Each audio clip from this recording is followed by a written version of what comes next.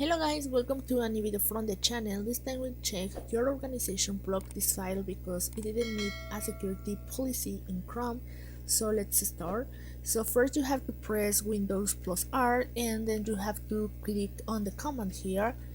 And when you do it, just paste this one that is init cpl.cpl, okay, and then just accept it.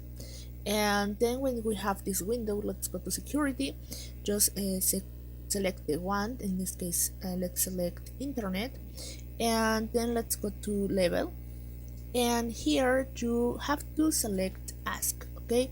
So when you want to go to automatization, just ask, and for the Apple Java, ask access, okay. So you have to ask everything, ask to data, and then here, okay, just ask. So you have to select this one and then just click on accept, okay. When you do it, then let's go to local internet, and also you have to move here for asking, and everything it's doing like this one, okay.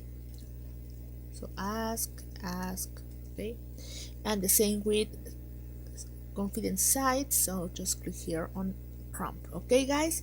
When you do it, just go to accept it and then just click on accept, and you will fix the problem without any trouble here. And that is how you can start doing it and fix it.